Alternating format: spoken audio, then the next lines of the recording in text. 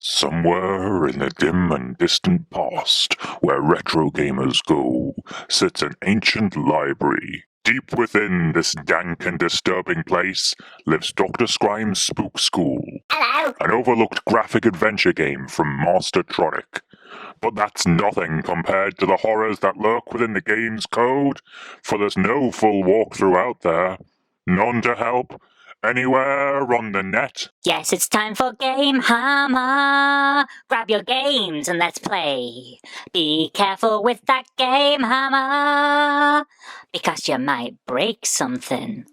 Dr. Scrime's Spook School is a graphic adventure game released in 1988 by Mastertronic. It features a limited set of menu commands that set it apart from other graphic adventure games like Dizzy or Pajama-Rama. You play as Alfie, a kid who's somehow won a scholarship to a school that trains ghost hunters. Apparently it's the only school of this type in the world, and I can't imagine it will last very long, because if Ofsted finds out about this place, it's getting shut down quicker than you can blink.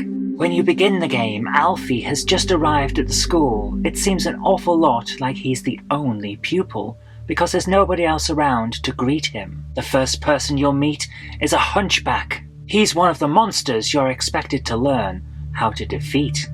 If you wander into any of the rooms, you'll also meet a ghost that will kill you pretty quickly. That's when you will notice the time limit, and it's pretty short. This game gives a time limit for every single one of the tasks, and quite often they will run out pretty quick if you're not paying attention. This game will not hold your hand. It also doesn't give you any hints about what you're doing or how to do it. If you're not taking meticulous notes along the way, you will not succeed at Dr. Scrime's Spook School. My first encounter with Dr. Scrime's Spook School was back in 1988, when I found a copy in a branch of Woolworths in Durham.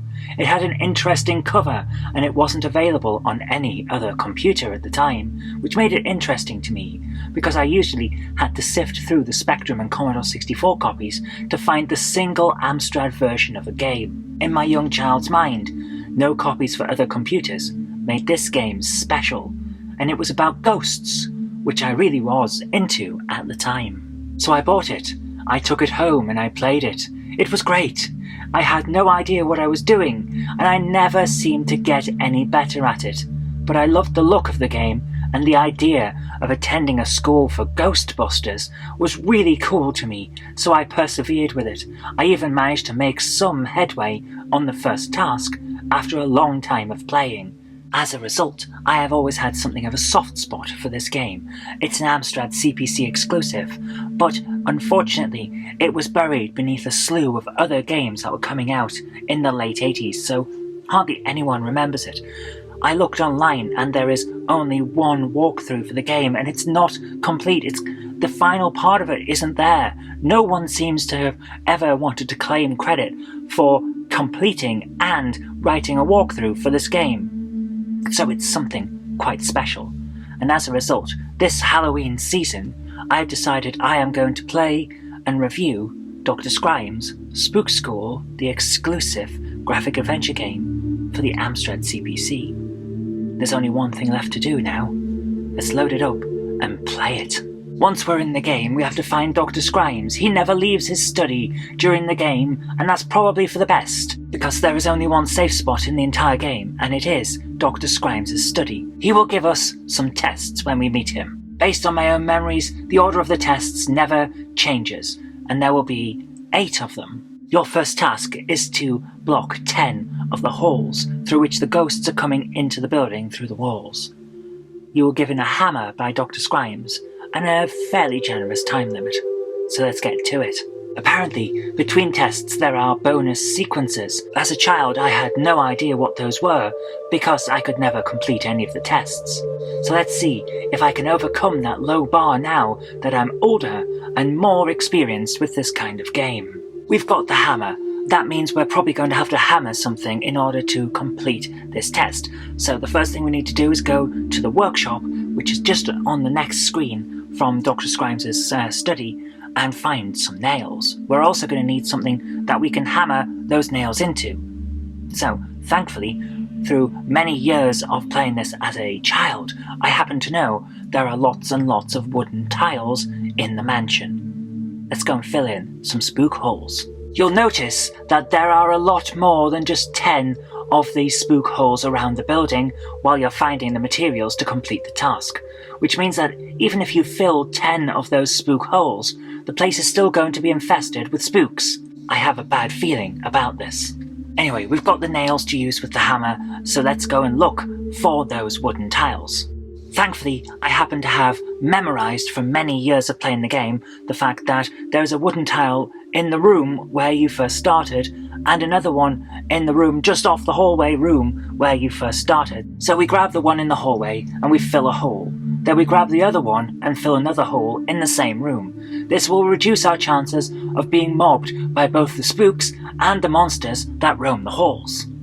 Now, the first 2 holes are filled. We just need to do 8 more of them. Then we can go back to Dr. Scrime's and see whatever bonus he has in store for us.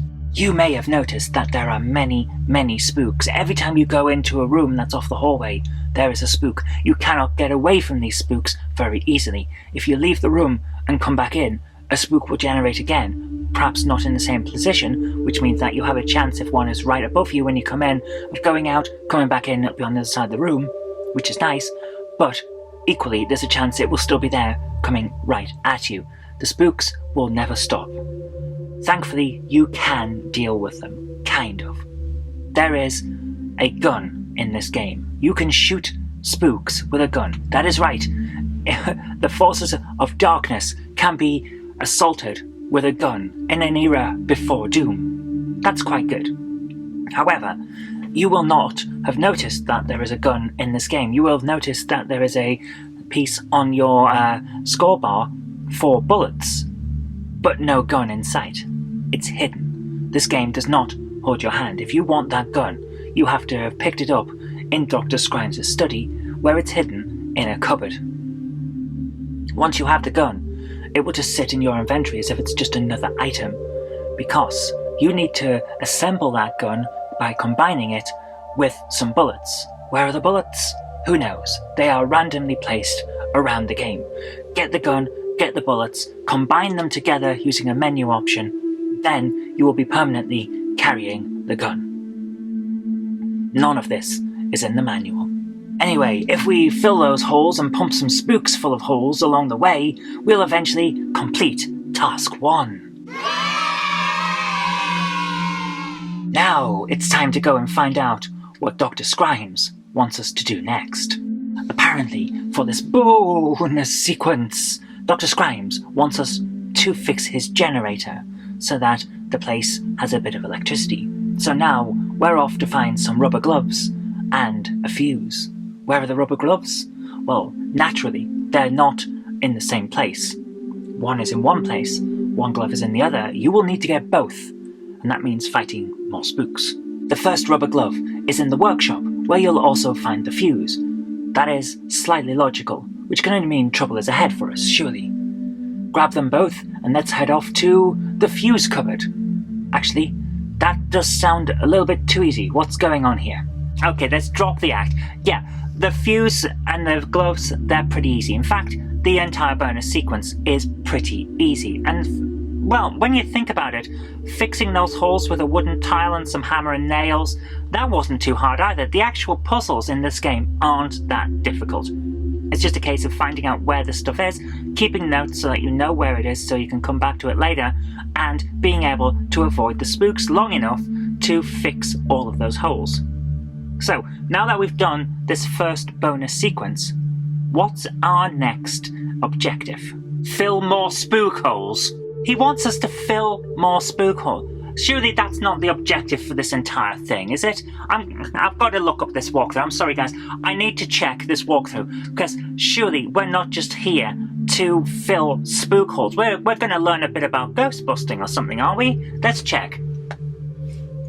There is only one person online who's got close to completing this game, and he's written a guide to what he did on the CPC Pal website.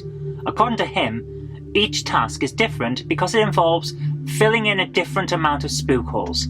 So yeah, this game, in its entirety, according to this walkthrough, is about filling in those holes in the walls. All of those holes that we saw, that obviously there were too many to just be part of one particular task, yeah, that's because they're all of the tasks, all of them.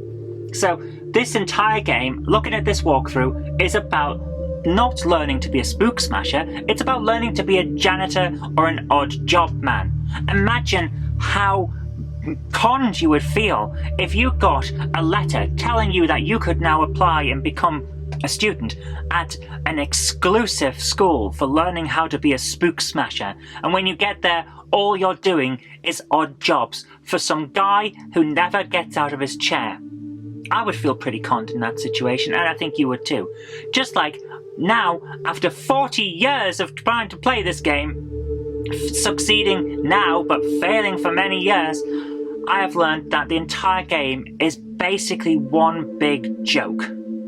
You're not doing what it says you're doing on the cover. You are the odd job guy for some random dude who has created a school in order to trick a child into fixing his house. My goodness, talk about a trick or treat.